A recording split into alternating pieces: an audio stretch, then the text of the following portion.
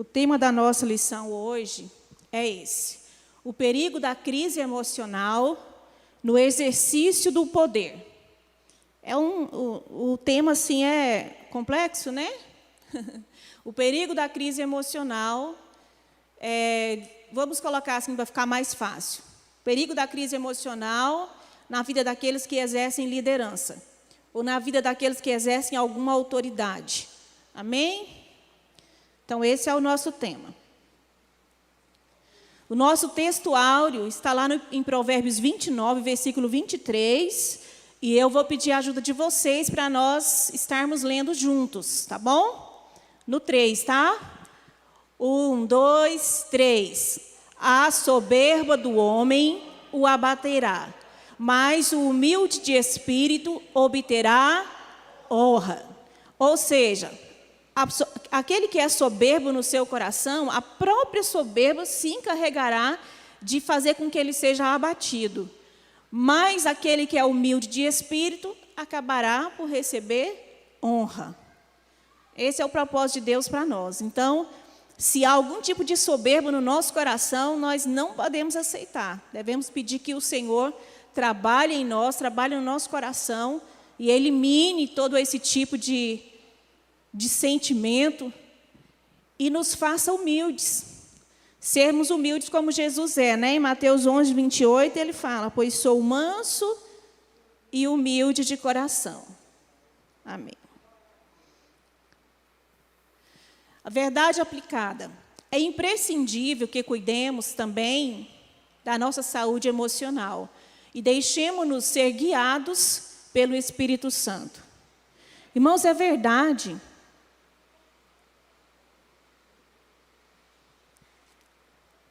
É verdade que a gente preocupa muito mais com a saúde do nosso corpo do que com a nossa saúde emocional, não é? A gente preocupa muito. Se você tem uma doença, você já quer logo ir no médico, tratar e resolver aquilo.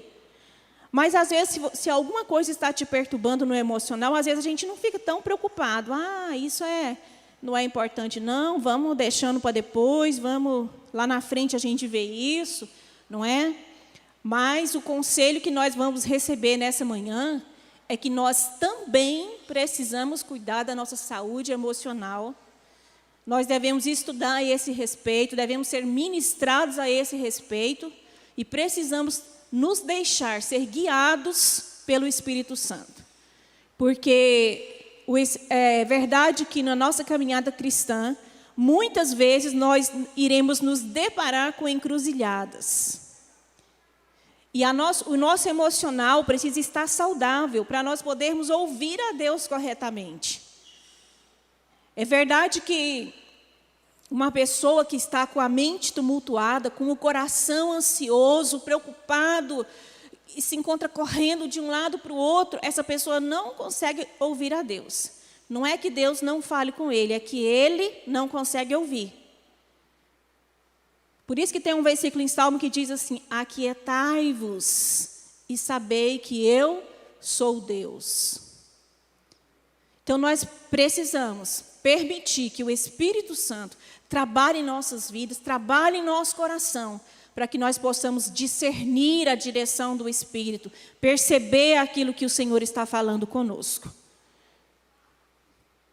Então, objetivos da nossa lição hoje: comentar sobre a tentação por busca de poder, estudar acerca do perigo da crise emocional e falar sobre a crise emocional e a inversão de valores. Vamos para o nosso texto que está lá em Filipenses 2, capítulo 2, a partir do versículo 5. Eu vou ler um versículo e vocês vão ler o próximo, tá bom? E assim até nós finalizarmos. Filipenses 2, versículo 5. De sorte que haja em vós o mesmo sentimento que houve também em Cristo Jesus.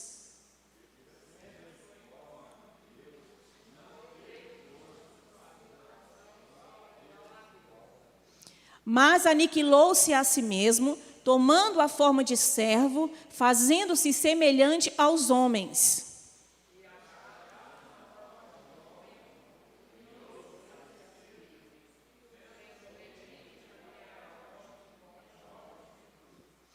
pelo que também Deus o exaltou soberanamente e lhe deu um nome que é sobre todo nome.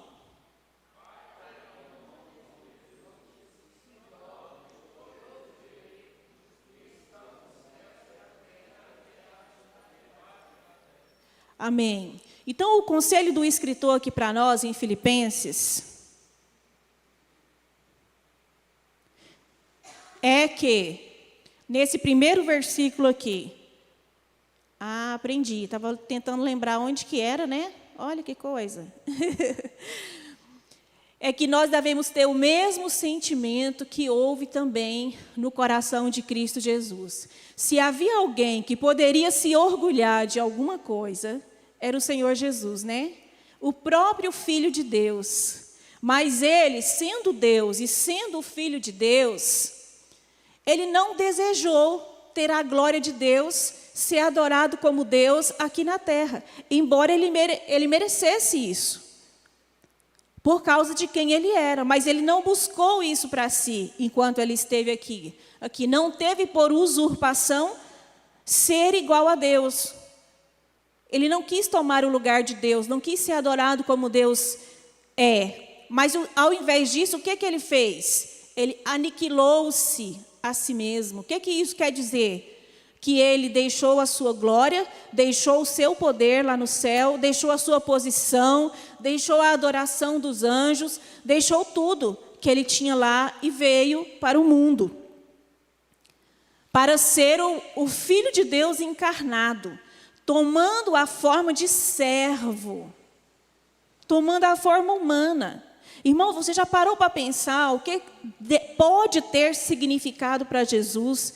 Deixar de ser Deus, descer ao mundo, ficar 9 meses no ventre de uma mulher, nascer como nasce todo ser humano, ser criança no nosso meio, crescer convivendo conosco por 33 anos.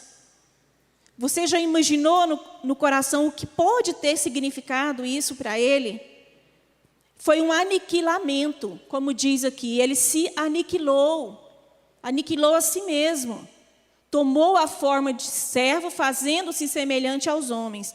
Tem uma história que a gente ouviu muito quando a gente ministrava em encontros, que era o seguinte: um homem de condições, de posses, uma pessoa que tinha uma condição financeira boa, foi passar no encontro em uma chácara. Chegando lá, a chácara não era uma chácara boa, era uma chácara assim ruinzinha. A estrutura da chácara era bem simplesinha e ruinzinha mesmo. E aí ele, na hora de entrar no banheiro, né, lembrou do banheiro da casa dele, um banheiro lindo, espaçoso, né, com o melhor material, tudo de primeira linha. E o banheirinho da chácara era um banheiro com as paredes mofadas, o chuveiro era água fria, e assim, a cara do banheiro não estava boa. Então, ele entrou assim no banheiro, assim se esquivando, sem querer encostar na parede, sentindo nojo da parede, nojo do banheiro, nojo do chão. Aí ele diz que naquela hora, o Espírito Santo falou assim para ele: é assim que eu me sinto dentro de você. E foi naquela hora que o coração daquele homem foi quebrantado. Porque ele estava sujo, ele estava podre de pecado por dentro, porque a vida espiritual dele estava uma desgraça. E o Espírito Santo diz: é assim que eu me sinto dentro de você. E ao me lembrar dessa ilustração, eu penso como deve ter sido para Deus viver no nosso meio. Ele é santo, ele é puro. Ele abomina o pecado. Se já parou para pensar assim na força dessa palavra, abominar, pensa aí numa coisa que você tem nojo, que você não suporta aquilo, que você tem asco daquele negócio. É assim que Deus sente com relação ao pecado. Mas Jesus, ele se sujeitou a essa situação de deixar a sua divindade, o seu poder no céu, e vir e habitar entre nós. E quando ele estava na forma de homem, ele se humilhou, ele foi obediente até a morte. Mas foi qualquer morte? Não, morte de cruz. uma das piores que existiam naquela época, porque era uma morte que torturava a pessoa até o último instante. Vocês já devem ter ouvido alguma ministração sobre o que essa morte de crucificação causava, né? Era terrível essa morte.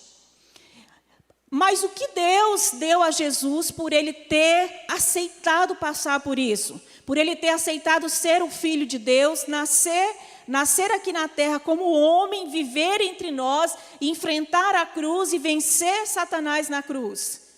Pelo que também Deus o exaltou soberanamente. A Bíblia ela é muito resumida e às vezes ela economiza nas palavras. Mas aqui, Deus o exaltou soberanamente e lhe deu um nome que é sobre todo nome. Ou seja, qual foi a recompensa que Deus deu a Jesus por ele ter aceitado morrer na cruz para nos salvar dos nossos pecados e passar por tudo que ele passou? Deus fez com que o nome de Jesus fosse elevado acima de todo nome, não só no céu, mas também na terra e debaixo da terra, ou seja, em qualquer lugar do universo, em qualquer lugar onde possa existir um ser, o nome de Jesus é o nome que tem mais autoridade. Esse foi o prêmio que Deus deu para ele. Que prêmio maravilhoso, né, irmãos? Não é maravilhoso? Deus o exaltou soberanamente, lhe deu um nome que é sobre todo nome, para que ao nome de Jesus se dobre todo joelho. Os demônios sabem disso. Os demônios sabem que diante do nome de Jesus, da autoridade, do poder do nome de Jesus, todo joelho tem que se dobrar. Seja humano, seja espiritual, seja de que ser for. Todo joelho tem que se dobrar, dos que estão nos céus, na terra e debaixo da terra. Amém? Então Deus deu esse prêmio maravilhoso para Jesus por causa de ter aceitado a missão e ter cumprido a missão fielmente. Glória a Deus. Então vamos lá. Nesta lição abordaremos sobre a crise emocional gerada pelo exercício do poder, ou seja, gerada por aqueles que exercem algum tipo de liderança, de domínio ou têm poder sobre pessoas. É preciso cuidado com as constantes investidas do maligno, atenção com a saúde emocional e um viver guiado pelo Espírito Santo em todo o tempo. Então, especialmente para aqueles que exercem liderança na igreja, algum tipo de liderança, são líderes de ministério, são obreiros, são líderes de algum departamento ou líder de curso, seja o que for, pastores. Essas pessoas que exercem algum tipo de autoridade, elas estão sujeitas à crise emocional. Na verdade, todos nós estamos, né? Todos nós estamos. Mas a pessoa que lidera pessoas, ela está mais, porque, gente, é fácil lidar com pessoas? É fácil tratar com o ser humano? Quem lidera pessoas vai enfrentar algumas situações assim, adversas de vez em quando, não vai? Vai, porque o ser humano, eu não digo que é difícil, eu digo que é complexo.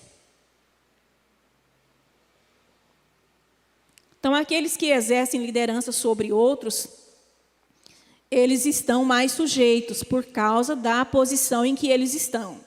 Então, vamos para o nosso tópico 1. A tentação por busca de poder. Eu imagino que essa imagem aqui representa Nabucodonosor, né, rei da Babilônia, pela maneira como está ilustrado aqui. Eu penso que é ele. Então, nossa lição de hoje é sobre uma das grandes tentações humanas, a busca do poder e o desejo de conquista. Ambos a qualquer preço e custo, ainda que seja passando por cima da nossa saúde emocional. Então, tem gente que valoriza tanto estar numa posição de liderança, numa posição de domínio sobre outros, que se ele tiver que sacrificar a sua saúde emocional, sacrifica. Mas é um erro, porque essa conta vai chegar depois, e ela vai vir alta. Antes, porém, permita-nos falar sobre a origem do poder. Irmão, qual que é a origem do poder na sua cabeça? Nós vamos falar sobre a origem do poder e sobre aquele que o detém plenamente. Agora ficou mais fácil, não ficou? Agora ficou mais fácil. Que é o único que possui o atributo de onipotência, o Deus criador de todas as coisas. Então, o nosso Deus, o Deus a quem nós servimos, ele é a origem do poder. E ele detém todo o poder. Ele detém o poder plenamente. Amém? Somente Deus é onipotente. De Deus emana todo o poder. Vem dele. É aquilo que Jesus disse para Pilatos: você só tem poder sobre mim porque te foi concedido. De Deus emana todo o poder e é Deus quem decide todas as coisas, os acontecimentos e o curso do mundo está na mão do Senhor. O salmista Davi afirma: uma coisa disse Deus, 2 vezes ao ouvir, que o poder pertence a Deus. Eu li esse versículo assim algumas vezes e eu não entendi. Na última vez foi que a minha ficha caiu. Davi disse, uma coisa disse Deus, não foi ele, não foi outro profeta, foi o próprio Deus que disse. Uma coisa disse Deus, 2 vezes ao ouvir, que o poder pertence a Deus. Então não pertence a nenhum ser humano, não pertence a nenhum governante, não pertence ao secretário da ONU. O poder pertence a Deus. Está lá em Salmo 62, versículo 11.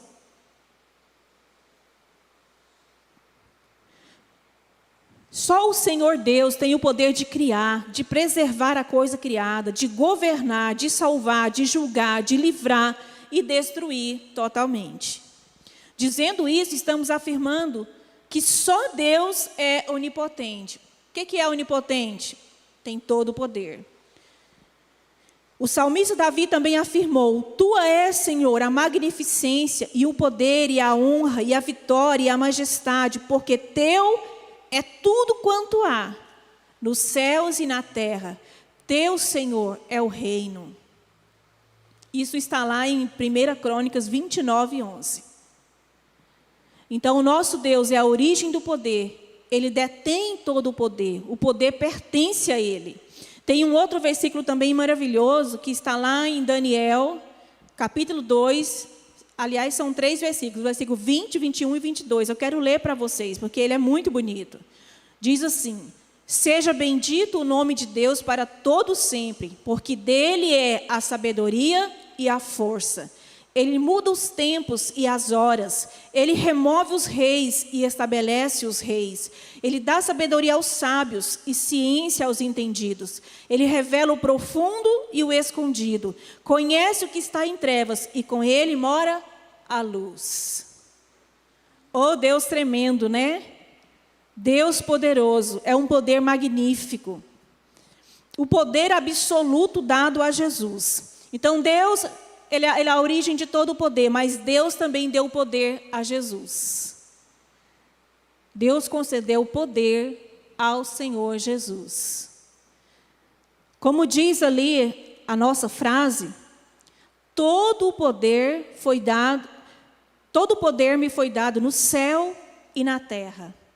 O Senhor Jesus, após ressuscitar, afirmou que recebeu todo o poder no céu e na terra. Mateus 28, 18. O próprio Jesus foi quem declarou isso. Por quê? Porque ele sabia do que Deus tinha feito por ele. Ele sabia que Deus tinha elevado o nome dele acima de todo nome. E que ele tinha poder para realizar qualquer coisa, tanto no céu como na terra, como em qualquer lugar. E aqui o comentarista, ele traça uma linha do tempo, e eu achei interessante, eu quero ler com vocês. Desde a criação até a ressurreição de Jesus, vai seguindo uma linha. O cristianismo existe pelo poder de Deus, poder que criou o mundo, poder que se revelou aos seres humanos, poder que prometeu a salvação em Jesus, poder que se fez carne no Verbo de Deus, poder que suporta todas as coisas e é obediente até a morte, e morte de cruz. Poder que ressuscita o Filho 3 dias após a morte. Poder que entroniza Jesus, dando-lhe o nome que está acima de todo nome. Esse é o poder do nosso Deus e que foi concedido ao Senhor Jesus. Então, esse mesmo Jesus que veio até nós como Cordeiro, que foi morto e ressuscitou, ele voltará novamente. Voltará não como o Cordeirinho, mas ele voltará com glória e com poder. E todo olho o verá.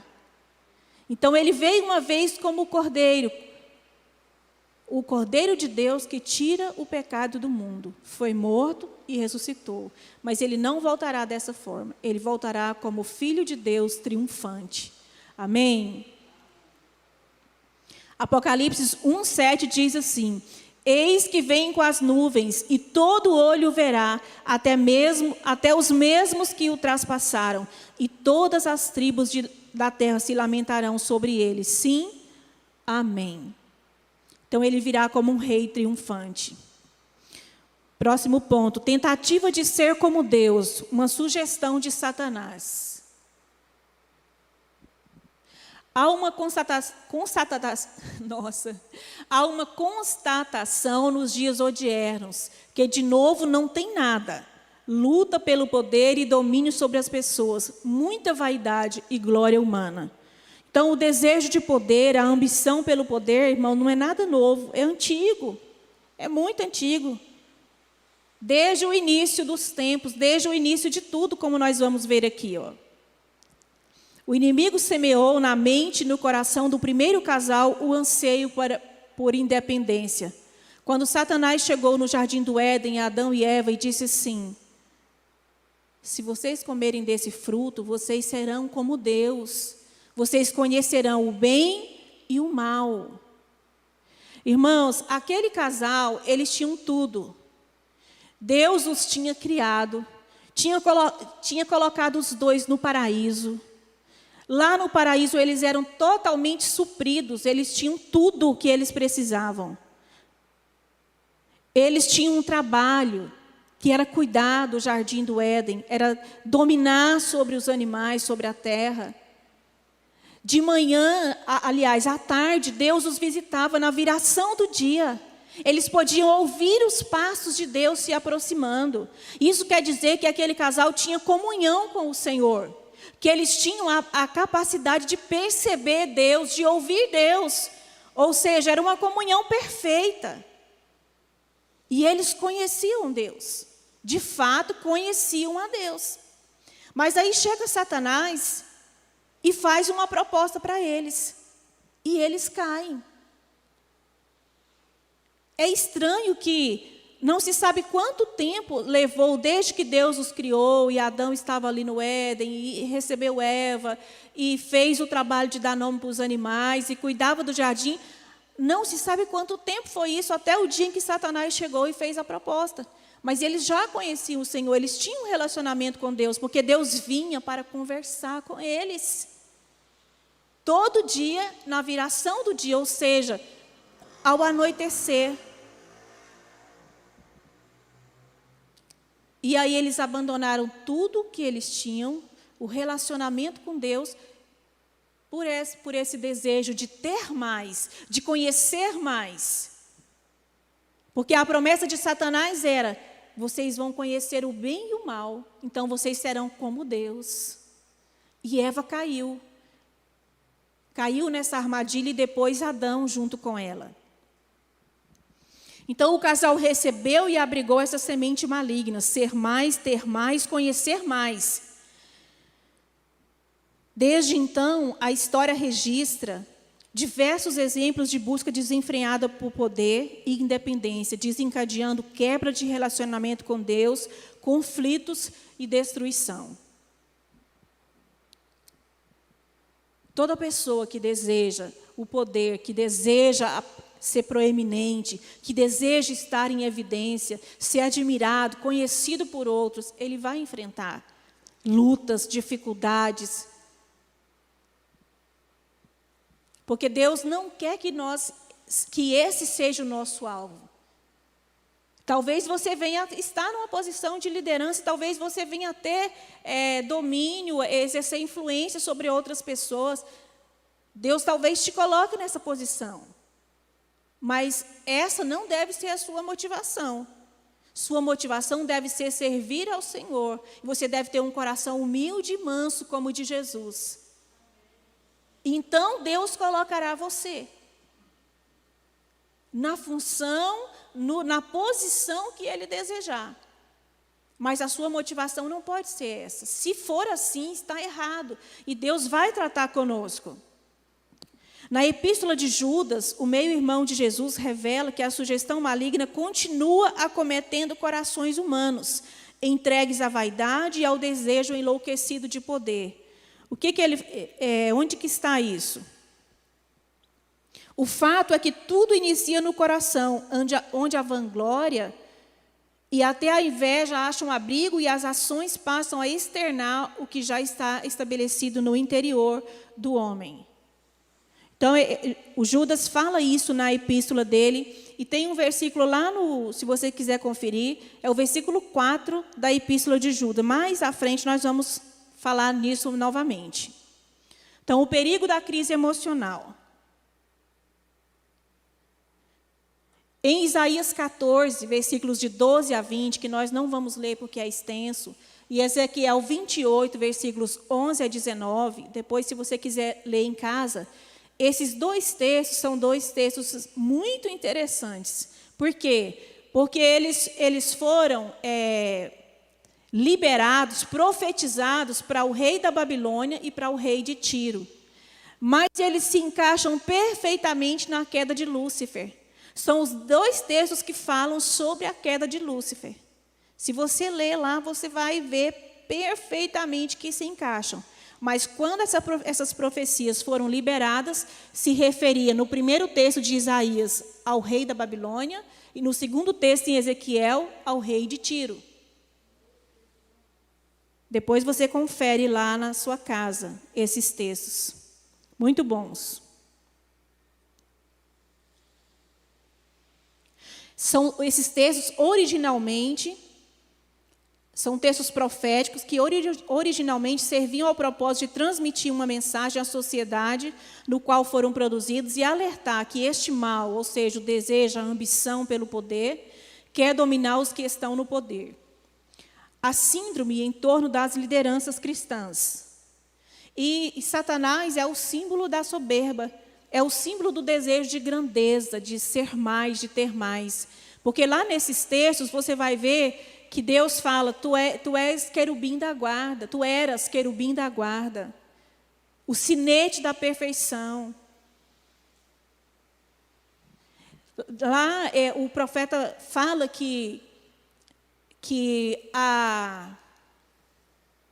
esqueci a palavra, mas que o desejo de grandeza, a soberba, entrou no coração dele e ele desejou ser como Deus e assentar-se no trono de Deus. Ele desejou mais do que Deus tinha dado a ele, mesmo ele sendo tão perfeito. Ele era um querubim, vivia num local privilegiado, tinha muita autoridade. E mesmo assim ele permitiu que o pecado entrasse no coração. E um dia ele desejou ser como Deus, sentar no trono de Deus. E nós sabemos o que aconteceu com Satanás, né? Que ele foi expulso. Houve uma guerra no céu, ele foi vencido, lógico, né? Lógico que ele foi vencido, porque ele era o chefe da rebelião, ele e os anjos que se desviaram junto com ele e lutaram contra Deus e os anjos que estavam junto com o Senhor. Olha a soberba do coração de Lúcifer. Eles foram vencidos e foram lançados. Muita gente diz na terra, mas não só na terra. Foram lançados do céu. Há muitos demônios na terra, mas há também muitos demônios presos em locais que a Bíblia não deixa claro onde é que eles estão. Estão reservados para o tempo do fim. Demônios tão poderosos que não poderiam ser soltos. Por isso eles estão presos lá. Então, a síndrome em torno das lideranças. Enquanto a igreja está na terra, irá conviver com aqueles que têm sido dominados pela soberba e o desejo de poder para dominar e possuir. Vamos notar como Judas inicia uma série de exemplos que estaria descrevendo. É agora que nós vamos falar sobre o versículo 4 de Judas. Por que a gente não fala capítulo, só fala os versículos de Judas? Porque só tem um capítulo. Então, lá no versículo 4, ele diz assim: porque se introduziram alguns. Introduziram onde? Na igreja. Essas pessoas foram introduzidas, se introduziram na igreja. Estavam num ambiente de igreja. E são pessoas que tinham desejo de grandeza, que veio com uma fala que não era a fala dos servos de Deus. E que estavam contaminando alguns com isso. O apóstolo João também faz menção de um homem que gostava de se colocar em primeiro lugar, ter preeminência. Então, irmão, sabe aquele desejo? Nós estamos falando aqui de soberba, de orgulho, de desejo de grandeza, desejo de ser notado, de ser visto, de elogio. É muito fácil a gente abrigar a soberba no coração. É muito fácil você ser orgulhoso. É muito fácil. Se a gente não prestar atenção, o diabo vem de mansinho e joga isso no nosso coração. E nós precisamos de ser ensinados para poder saber rejeitar esse tipo de coisa. Só Deus é digno de toda a adoração. Por que as pessoas querem ser famosas? Porque elas querem ser adoradas, conhecidas, reconhecidas, comentadas. Desejo de grandeza. Mas conosco não deve ser assim. O nosso coração deve ser humilde e manso, como o coração de Jesus. Até mesmo como um pastor sobe aqui e prega uma mensagem, e é uma bênção, Deus o usa e fala com a igreja, muitas pessoas são edificadas, aí alguns irmãos para você e digam, meu pastor, minha pastora, mas essa palavra foi uma bênção, Deus te usou tanto.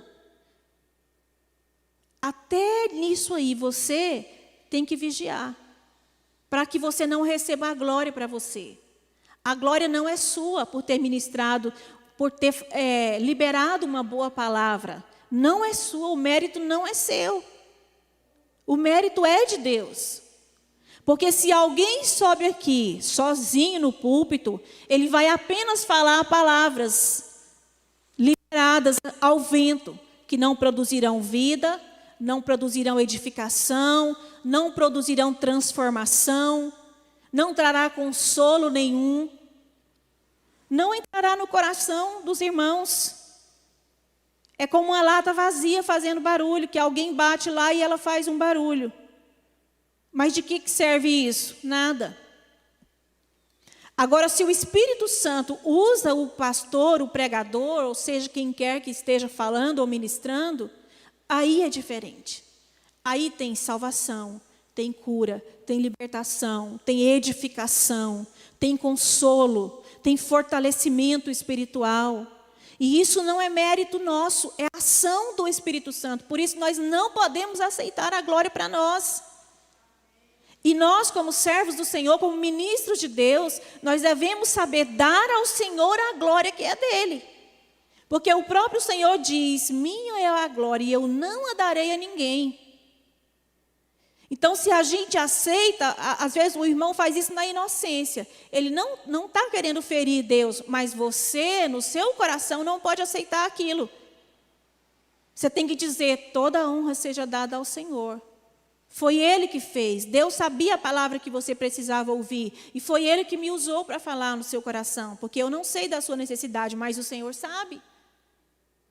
Então essa deve ser a nossa atitude. E nunca, jamais, meus amados, aceitar a glória que é do Senhor. Porque se nós aceitarmos, Deus irá tratar conosco. Amém? E isso é certo. Então, como nós vimos aqui, lá na terceira epístola de João, no versículo 9, que é um capítulo também só, João fala de Diótrefes, que vivia ansioso por posição e por poder. Ele fala claramente, Diótrefes não nos recebe. Ele gosta de ter preeminência.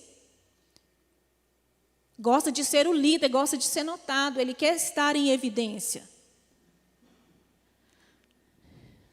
Esse tipo de pessoas são pessoas que não atentam para as palavras de Jesus, que advertem contra uma postura imprópria de ambição e desejo de domínio. Isso aqui eu quero ler com vocês. Abra aí sua Bíblia. Marcos 10, Marcos 10, do versículo 42 ao 45. Vamos ler então lá o versículo 42 de Marcos, capítulo 10, versículo a partir do 42. Mas Jesus, chamando-os para junto de si, disse-lhes: sabeis que os que são considerados governadores dos povos têm-nos sob seu domínio, e sobre eles os seus maiorais exercem autoridade. Mas entre vós não é assim, pelo contrário. Quem quiser tornar-se grande entre vós, será esse o que vos sirva. E quem quiser ser o primeiro entre vós, será servo de todos.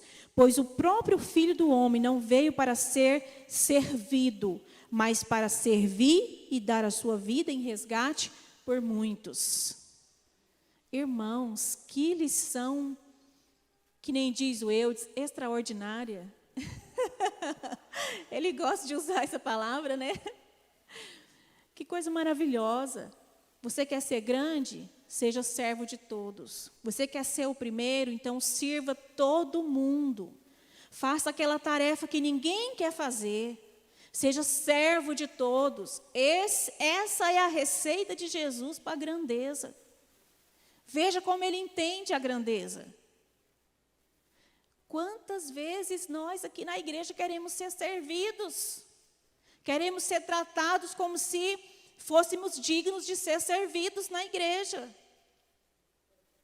Mas Deus quer que nós tenhamos coração de servo, aquela pessoa que está disposta a servir, a obedecer, aquela pessoa que está disposta a fazer qualquer trabalho que seja necessário.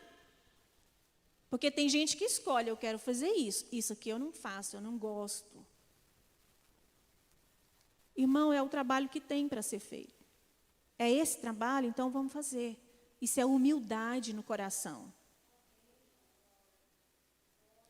Eu e o Eudes não tem isso com a gente não, de não vamos fazer isso, não, eu sou pastor dessa igreja, não é minha função fazer isso, eu não vou limpar o chão. Tem quem faça, não tem isso não. A gente chegou aqui, o chão está sujo, varre, limpa. A cadeira está suja, está desarrumada, vamos arrumar. Chegamos aqui, está inundado, nós e nossos filhos somos os primeiros a pegar os rodos e tirar a água. Tem que ser exemplo. O líder é o primeiro que tem que dar exemplo. Então, assim, aquela pessoa que quer ser líder, mas quer ser servido, está errado, o sentimento do seu coração está errado. Essa aqui é a receita de Jesus. Marcos, a partir do capítulo 42, do versículo 42 até o versículo 45. E Jesus encerra dizendo: pois o próprio Filho do Homem não veio para ser servido. Ele não veio para ser servido, mas para servir e dar a sua vida em resgate por muitos. Se o próprio Jesus teve essa atitude, esse coração, imagina nós. Devemos ter. Amém? Glória a Deus. O apóstolo Pedro também escreveu sobre a atitude adequada dos que exercem a liderança no rebanho do Senhor. Essa também é forte, irmãos. 1 Pedro 5:3. Quem achar primeiro pode ler. 1 Pedro, capítulo 5, versículo 3.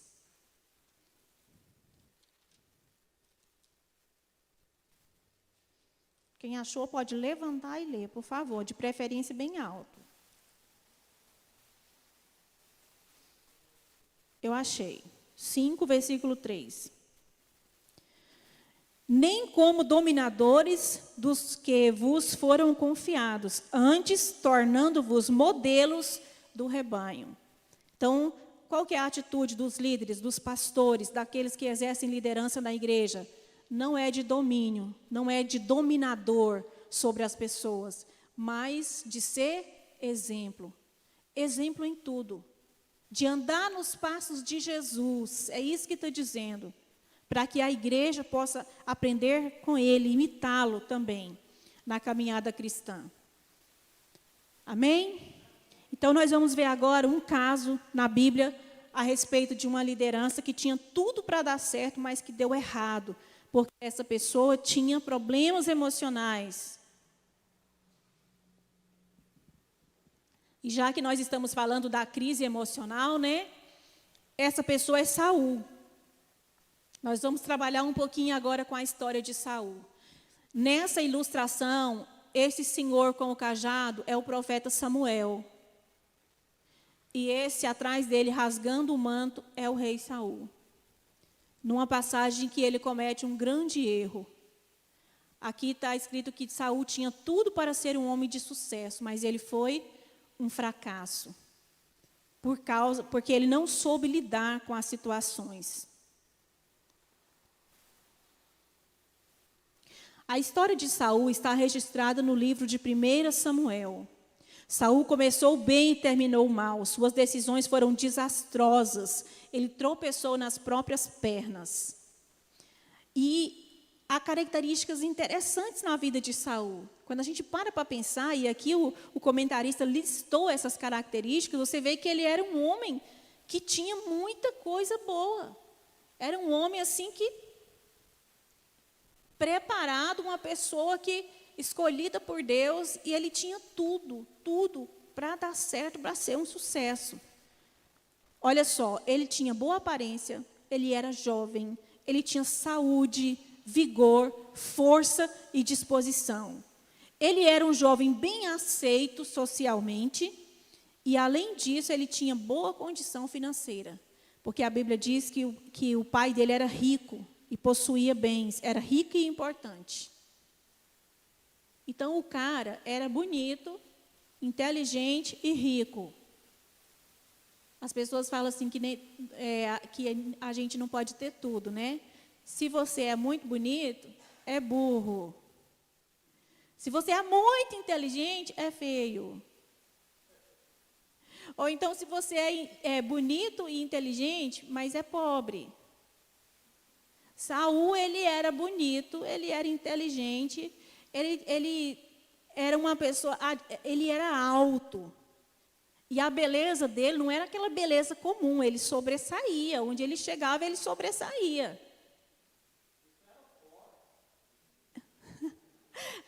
Meu marido tem um problema com o Thor.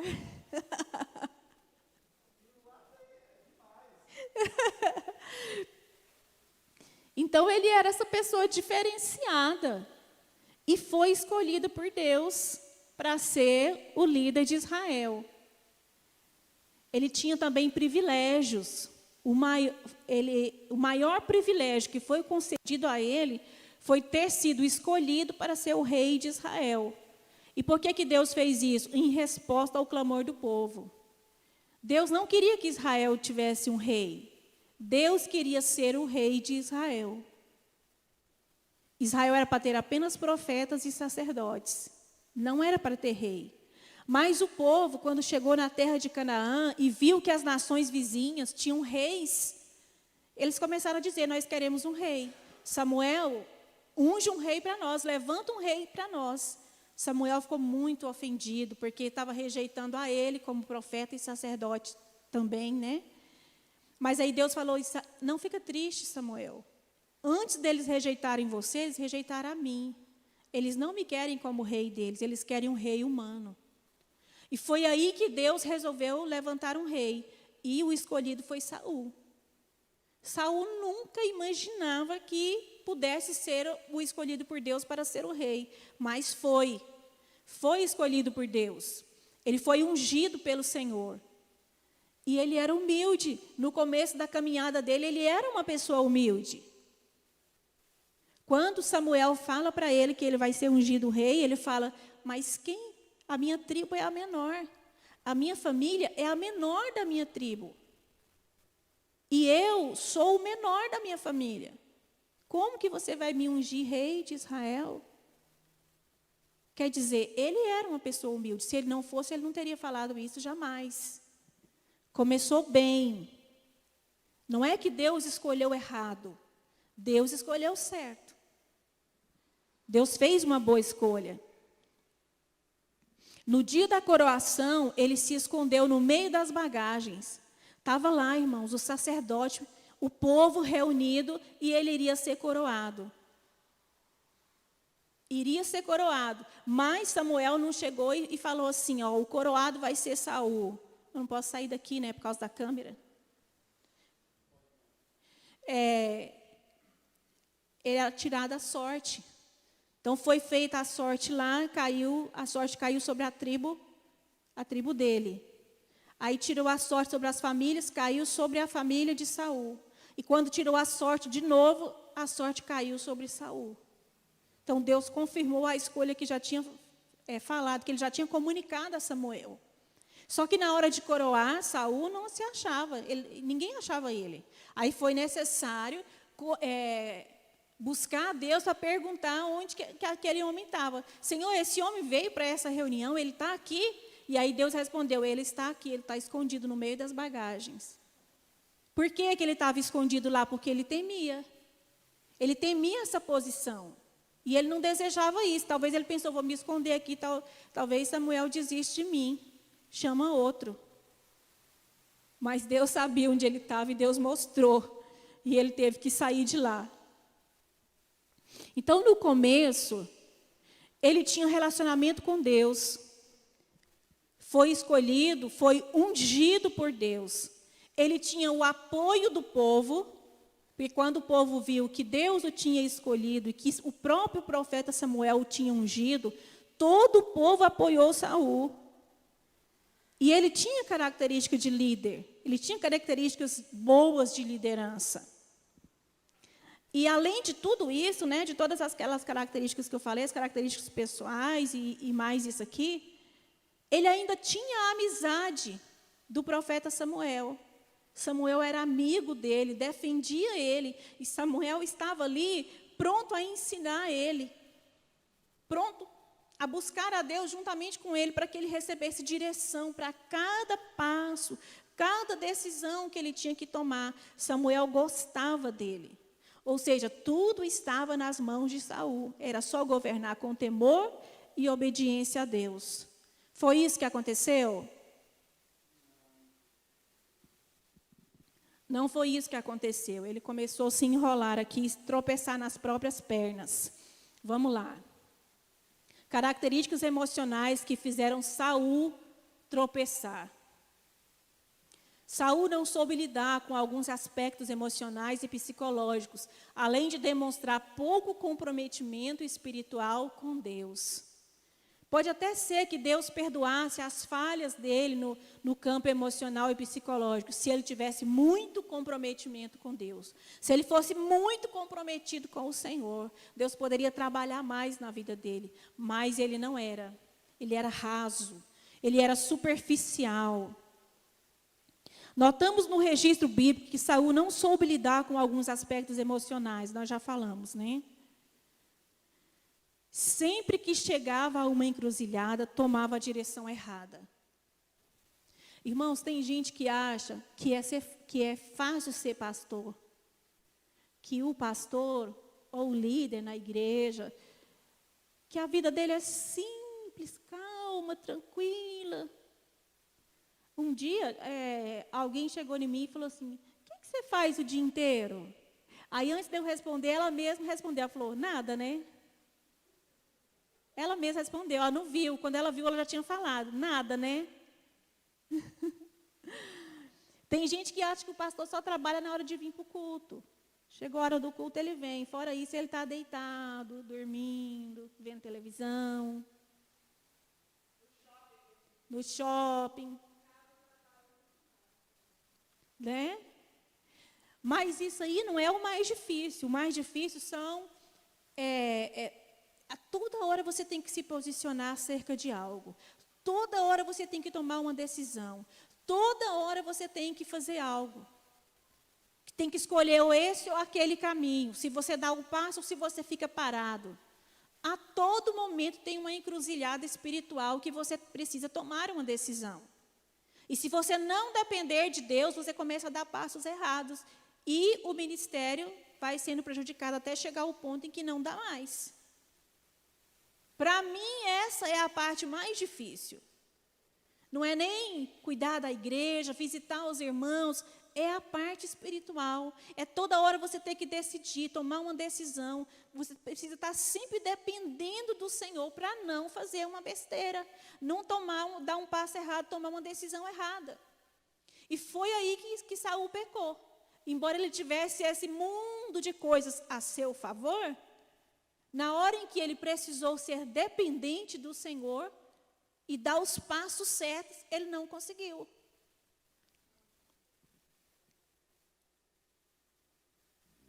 Vejamos algumas delas, características que fizeram Saul tropeçar. A impaciência e a obediência parcial. Ele era impaciente, ele não dava conta de esperar. E às vezes ele obedecia 50%. Irmãos, para Deus não existe isso. Se você obedeceu 50%, para Deus você desobedeceu. Ele não vai contar como obediência. Outra coisa, a obediência tem que ser rápida. Qual que é o tipo de obediência que agrada a Deus? Não é toda obediência que agrada a Deus, não é. Qual que é o tipo de obediência que agrada a Deus? A obediência rápida e total. Então, obedecer completamente, obedecer rapidamente. Vamos falar junto? Obedecer completamente, obedecer rapidamente. Se nós não temos essa posição, Deus para de falar conosco. Muitas pessoas querem saber a vontade de Deus. Às vezes Deus fala e ele não obedece. Deus fala, filho, é por ali, ó. Vai por ali. Quando ele pergunta para Deus, busca a Deus. Vai ali, filho, é à esquerda. Mas ele não quer ir para a esquerda, ele quer ir para a direita. Então ele faz de conta que ele não entendeu. Ou então ele vai lá, anda um pouco, daqui a pouco ele vem. Agradou a Deus? Não. A obediência tem que ser total. Não pode ser parcial. Saul fez isso, ele obedecia parcialmente. E esse foi um dos motivos pelos quais ele caiu. Esse texto aqui, depois você pode ler na sua casa, ele é muito interessante também, 1 Samuel, capítulo 10, versículo 8.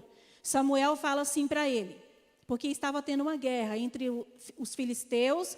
O primeiro ano de Saul foi de paz. No segundo ano, começou a guerra contra os filisteus. Então, os filisteus vieram se reunir e acamparam para guerrear contra Israel. Era tanta gente que a Bíblia fala que a multidão era como a areia do mar na praia. Pensa. Tipo assim, eu não me lembro aqui direitinho, mas era tipo assim, 30 mil carros, 60 mil cavaleiros. Era gente demais. Não estou falando que são esses números, porque eu não me recordo, mas era muita coisa. E aí, o povo começou a ficar com medo. E Samuel tinha dito para Saul, você vai me esperar 7 dias. Quando completar 7 dias, eu vou chegar e vou oferecer o sacrifício. Porque era o seguinte, eles não poderiam ir para a guerra sem sacrificar a Deus antes. Porque sacrificar a Deus antes significava que eles iriam obter o favor de Deus para poder ir para a guerra. Por isso era importante esperar. Só que quando Israel reuniu ali naquele lugar com Saul, e eles viram a multidão quase inumerável de inimigos, aí o que aconteceu? Uns fugiram, uns esconderam em caverna. É interessantíssimo o texto aqui, depois você lê em casa. Uns se esconderam em buracos, outros correram para as montanhas. Teve uns que esconderam em túmulos, de tanto medo que eles ficaram. E um pouco ficou lá com Saul. Aí passou 1 dia, 2, 3, 4, 5, 6, 7, e Samuel não chegou. Quando completou os 7 dias e Samuel não chegou, o povo começou a ir embora. E o exército inimigo acampado. Lá, multidão com a areia da praia, com os carros de guerra, com os cavaleiros. E Saul se sentindo extremamente pressionado. O povo virou para ele e falou assim, mas esse profeta não chega. Ele falou que ia chegar com 7 dias, mas já 8, 9 dias, não sei quantos dias ele atrasou. Mas o fato é que ele não chegou com 7 dias. Ele atrasou um pouco. E aí o povo começou a dispersar, começou a ir embora. E Saul pensou, e agora, o que eu faço? O que eu faço? O que eu faço? O que você faria?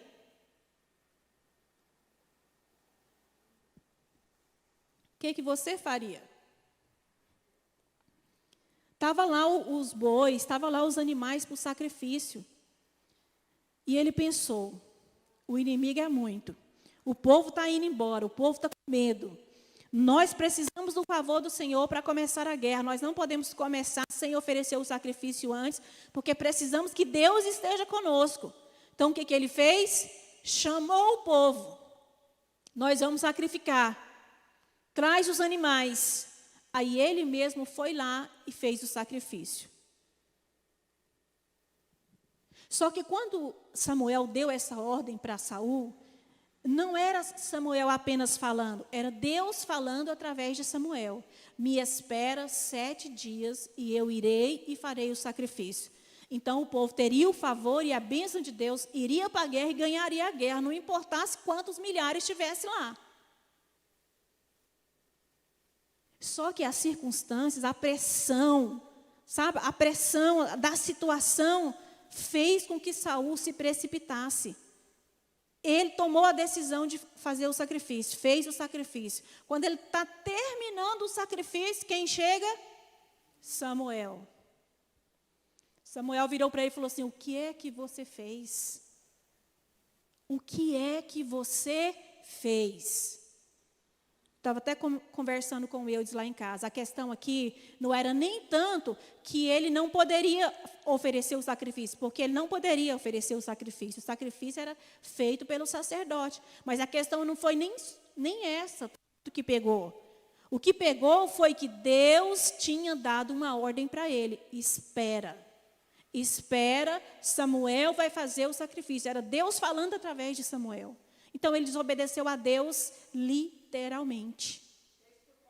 Fez por conta própria. Ele fez por causa da pressão da situação. Fez por causa das circunstâncias. Irmãos, é facinho para eu e você, acabar com Saul aqui. Por que ele não esperou Deus? E se fosse você no lugar dele?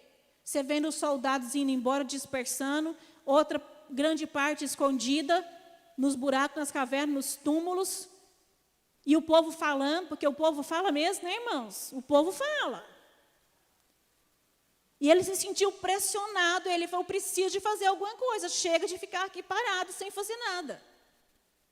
E fez a coisa errada. Por causa disso, Deus rejeitou Saul. Deus não quis mais ele como rei.